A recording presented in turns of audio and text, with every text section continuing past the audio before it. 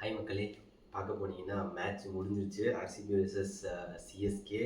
என்னங்க சொல்கிறது, மேட்ச்சை பற்றி நம்ம அனலைசஸ் ப்ரிவியூவில் சொன்ன மாதிரி தான் சிஎஸ்கேவோட பவுலிங் வீக்னஸ் அவங்களுக்கு எதிரியாகவே முடிஞ்சிருச்சு.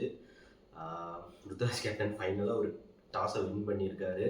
வின் பண்ணி ஆர்சிபியை பேட்டிங் பண்ண விட்டுருக்காரு. பேட்டிங் பண்ண விட்டா எப்பா அது அடியாது இடின்னு தான் சொல்லணும். இடி இடி ருத்ராஜ் கெய்க்வாடோட மெண்டல் கேப்டன்சின்னு நான் சொல்லிடுவேன். சீரீஸ் அப்படி ஒரு கேப்டன்சிங்க. ஓகேவா? பவுலிங்கில் ஏங்க பேசர் போடுங்க, சீமஸ் கொடுங்க, வேண்டாங்கள உங்கள் சீமஸ் நல்லா தான் இருக்காங்க, கொடுங்க சரியா. At the same time spinners 150 கொடுக்குறீங்கல்ல, ஒருத்தர் தான் கொடுப்பீங்களா? நான் அந்த பிரசாந்த் வீர் இப்போ எதுக்கு 15 கோடி ரூபாய் கொடுத்து எடுத்தீங்க? அந்த பையனுக்கு ஒரு ஓவர் கூட கொடுக்காம போட்டு வெள்ளாசுன்னு வெள்ளாசுறதா. பிலிப் சால்ட்டு ஃபார்ம்லேயே இல்லை, அவர் ஃபார்முக்கு கொண்டு வந்துட்டீங்க. இனி இப்போ அவ்வளோதான். அந்த ஆள் ஒன்றுமே அடிக்க, வேர்ல்டு கப்லேருந்தே அந்த ஆள் ஒன்றுமே அடிக்காம தான் இருந்தால் அப்படி இங்கே வச்சு கொடுத்தீங்க, அவர் வெளுத்து விட்டு அப்படி. சிவம் துபை சாண்டில் வச்சாங்க, அவரை கொண்டு போய் வச்சுருக்கீங்க பாருங்க. அவரெல்லாம் பக்கத்துலேயே வச்சுக்கணுங்க, இல்லாட்டி இம்பேக்டை பற்றி வெளியே போட்டு ஒருத்தர் உள்ளதுக்கு வச்சுக்கலாம்.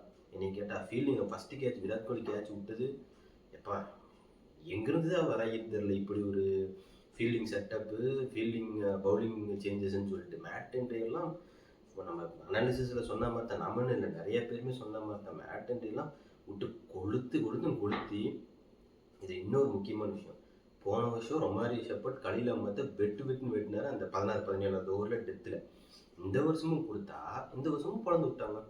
ரஜத் பட்டிதாரா? ஆமாம், ரஜத் பட்டிதார் டிம் டேவிட் நின்னாங்கன்னு நினைக்கிறேன். வெளுன்னு வெளுத்து கடைசியில் அங்கேருந்து நீ போப்பான்னு சொல்லிட்டு இம்பேக்ட் சப்பா தூக்கி உட்கார வச்சுட்டாங்க கலில் அஹ்மத்தை. என்னையா பாரு, தேவதத் படிக்கல் 50, ரஜத் படிக்கல் 40, எல்லாம் 10, 19 பால் 20 பால் போதும் எங்களுக்கு, நான் 50 அடிச்சுட்டு போகிறோன்னு. அதுலேயும் கடைசியில் ஒருத்தர் இறங்கினா இருப்பாருங்க, டிம் டேவிட் ஒருத்தர். எம்மாடி அம்மா என்ன அடி, அது அடியில் இடி. அதில் ஒரு பாலை வெளியே வேறு அடிச்சு விட்டார். பெங்களூர் கப்பன் பார்க்குக்கே அடிச்சிருப்பார் போல், அடி பொல்லந்து எடுத்துட்டாங்க. பவுலிங்கில் என்னங்க சொல்லுவீங்க? 150, 4 over 50, Jamie Overton 3 over 42, Shivam Dube 2 over 30, Khaleel Ahmed 4 over 37, Matt Henry 3 over 36. எந்த அந்த அந்த பிரசன்ட் கொடுத்தா என்னதான் ஆயிருப்பீங்க? இத்தனை பேர் 50 ரன் கொடுத்தாங்கன்னா அந்த பையன் போட்டுட்டு போகிறானே, அப்புறம் எதுக்கு ஆக்ஷன் ஆல்ரெடி ஸ்ரேயாஸ் கோபால் 150 உங்கள் கையில் இருந்துச்சு. ஆக்ஷனுக்கு போய் பிரசாந்த் வீர், ராகுல் ஜவஹர், எதுக்கு இத்தனை ஸ்பின்னர்ஸ்? நீங்கள் ஒரு சீமருக்கு போயிருக்க வேண்டியதானப்போ. சீரியஸ் ஆப்ஷன் ஸ்ட்ராட்டஜி என்னன்னு புரியல, கெய்க்வாடோட கேப்டன்சி ஸ்ட்ராட்டஜி என்னன்னு தெரில. சரி, அட் த சேம் டைம் அடுத்த செகண்ட் ஹாஃப்க்கு வராங்க பேட்டிங்க்கு. கொஞ்சமாவது பொறுப்போடு ஆட வேண்டாமா? 2 பேரும், சாம்சனும் சரி ருத்ராஜும் சரி 6 அடிக்கிறாங்க, அடுத்த பால் கையில் கொடுத்து அவுட்டு. எப்பா ஜேக்கப் டெஃபி எஸ்எல்விட்டே பரவாயில்லைன்னு, ஜேக்கப் டெஃபி அதுக்கு மேலே அவங்களுக்கு பாருங்க பேக்கப்பும் நச்சுன்னு அமைஞ்சிருக்கு. ஜேக்கப் டெஃபி வந்தால் பவர் பிளேயில் 2 வீல் எடுத்து கொடுத்து போயிட்டாரு. ஆனால் சீரியஸாக இன்னொரு விஷயத்தில் வந்து நான் ரொம்ப பாராட்ட வேண்டிய விஷயம் என்னென்னா, சாம்சன், ருத்ராஜ், சிவம் துபே இவங்க எக்ஸ்பீரியன்ஸ் பிளேயர்ஸ் இல்லாமல் 200 கொண்டு வந்தது இருக்கே, அதெல்லாம் உண்மையிலே தரமான விஷயம். சர்ஃப்ராஸ் கானை நீங்கள் லைனப்பில் கண்டிப்பாக வச்சுருக்கணும். ஏன்னா ஃபஸ்ட்டு மேட்ச்லேருந்து இந்த மேட்ச் வரைக்கும் ஒரு நல்ல பாசிட்டிவ்னா அந்த சர்ஃப்ராஸ் கான் மட்டும்தான். சூப்பராக ஆடுறாரு, இன்றைக்கி நல்லா ஆடுறாரு. அந்த யாராவது அந்த குணால் பாண்டியா எப்பா கொத்து சென்ட்ரு கிரவுண்டில் கொத்தி இங்கே வருது. அவங்க ஸ்பின்னர்னே சொல்லக்கூடாது குணால் பாண்டியா, மீடியம் பேசுகிறேன். ஏன்னா 120 போடுறாரு ஸ்பின்னர்னு சொல்லிட்டு. பேட்ஸ்மேனுக்கு பிரச்சனையே இல்லை, கீப்பர் தான் பாவம் சொல்லப்போனால். குணால் பாண்டியை வச்சுக்கிட்டு பவுலிங் போனபோது அவருக்கு தான் அவுட் ஆகி தொலைஞ்சிட்டாரு பாவம் சர்ஃப்ராஜ். அதுக்கப்புறம் சிவம் துபை வந்தார். ஒன்றும் பெருசாக வந்து பெர்ஃபார்மன்ஸ் எல்லாம் கிடையாது. சிவம் துபை 18 ரன் தான். பிரசாந்த் வீர் உண்மையிலே சொல்கிறாங்க, பேட்டிங்கில் நல்லாவே அவர் வந்து காமிச்சார் அவரோட பொட்டன்ஷியலை. சரி, அவரை நீங்கள் எடுத்துகிட்டு போகலாம், அவரை வந்து லைனப்புள்ளே வைங்க. இப்போ முடியாட்டியும் ஃபியூச்சருக்கு அவங்களுக்கு கண்டிப்பாக சிஎஸ்கேக்கு செட் ஆகும். கார்த்திக் சர்மாவும் அதே மாதிரி தான். 1-2 மேட்சை வச்சு நமக்கு கணிக்க முடியாது தான். பிரசாந்த் வீத் அண்ட் கார்த்திக் சர்மா 2 பேரையும் நீங்கள் எடுத்துகிட்டு போய் தான் ஆகணும். எனக்கு தெரிஞ்ச டிவால் பிரேவிஸ், எம்எஸ் தோனி சீக்கிரம் வர்றது தாங்க கரெக்டு நமக்கு. இன்னொன்று, பவுலிங் லைனப்பை நம்ம ஷார்ட்டேஜ் பண்ணியே ஆகணும். ஈவன் தோ ஸ்பென்சர் ஜான்சன் வந்தாலும் வேணாங்கிறேன். ஸ்பென்சர் ஜான்சன், மேட் ஹென்ரியில் தூக்கி தூரம் போடுங்க. குர்ஜப்னீத் சிங்கு, ராமகிருஷ்ணா கோஷை எடுத்துகிட்டு வாங்க, ட்ரை பண்ணிடுங்க இப்போவே. அதையும் ஏன் உங்களுக்கு 2 பேர் ஜேமி வார்டன் 150 இருக்காங்க, இவங்க 2 பேரை மட்டும் வச்சுக்கோங்க உங்கள் லைனப்புள்ள. வேறு யாரும் ஆடிருந்தாங்களா? மேலே யாருமே இல்லையே. ஜேமி வார்டன் 150 மட்டும் நீங்கள் உள்ளே வச்சுக்கோங்கிறேன் நான். பவுலிங் என்ன கம்போஜ், ராமகிருஷ்ணா கோஷ், குர்ஜப்னீத் சிங்கு, நூர் அகமது, ஜாமி ஓவர்டன் இவங்களை வச்சு ஆடிங்க. கலீல் அகமது இருக்காருல, ஆட வேண்டி தானே. ஏன் மேட் ஹென்ரியும் இன்னொருத்தர் யாராவே பவுலிங்கில் வேறு யார்? Mat Henry and mat Henry தூக்கி வெளியே வைக்க உட்கார வைங்க நீங்கள்.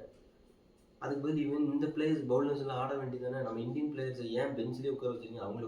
அவங்களும் இறக்கி விட்டு பாருங்க என்னதான் பண்ணுறாங்கன்னு பார்த்தாங்கன்னா உங்களுக்கு ஒரு லைன் கிடச்சிரு. ஏன்னா 3 மேட்ச் முடிச்சு 3 மேட்ச் தோற்று போயாச்சு. அதுவும் ரன் ரேட்டில் தர்மத்துக்கு போயாச்சு. ஸோ இதுக்கு மேலே இன்னும் வெயிட் பண்ணி என்ன பிரயோஜனம் சொல்லு. ஸ்டீஃபன் ஃப்ளமிங் மூஞ்சில் இப்படி காட்டுறாங்க. எப்போ அழுகு இது வருதா என்ன, நமக்கு தான் அழுகு ஒரு கண் ரத்த கண்ணீரே வந்துடும் இந்த மேட்சை பார்த்ததுக்கு. அப்படி ஒரு மேட்ச் இது. RCB total domination. என்ன ஒரு ஆறுதலான விஷயம், 200 தாண்டி இருக்கும், அவ்வளோதான். இந்த மாதிரி பவுலிங் லைனுக்கு ஷார்ட் அப் பண்ணியே ஆகணும். எல்லா டீம்லேயும் அந்த போய் ஒவ்வொரு ஊராக போய் தேடி தேடி பிளேயர்ஸ் எடுத்து வராங்க. நீங்கள் என்னங்க பிளேயர்ஸ் எடுத்துகிட்டு வந்துருக்குங்க? சக்காரி நீ மாற்றி சக்காரி போய் கொடுத்தீங்கன்னா சுத்தம் மோசம்தான். அக்கிலோஸை நீங்கள் எடுத்துகிட்டு வந்திருக்க வேண்டியதானே, ட்ரை பண்ணியிருக்க வேண்டியதானே.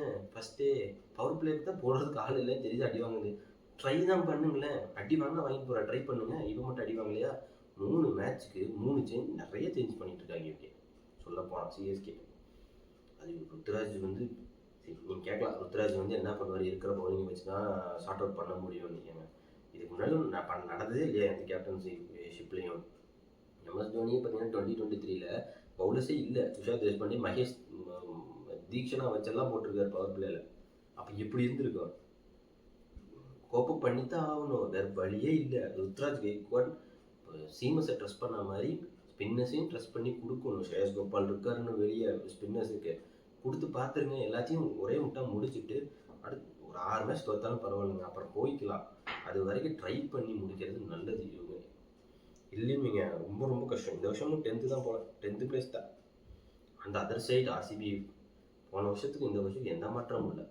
பெஸ்ட்டு கன்னாக இருக்காங்கப்பா.